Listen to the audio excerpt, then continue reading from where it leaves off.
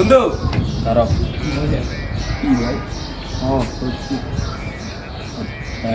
খুব আজকে একটা বেড়া আমি হুজুর থেকে একটা কথা শুনলাম আর কি, যে এক বন্ধু যদি আরেক বন্ধু থেকে টাকা নিয়ে একজন গরিবকে দান করে তাহলে নাকি মানে দুই বন্ধু সমান সওয়াব পায়।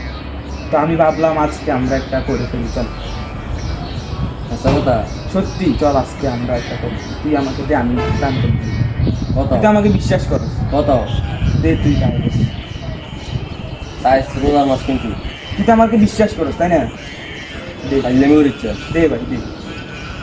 শিওর কি হল তোকে দোয়া করে। A few moments later.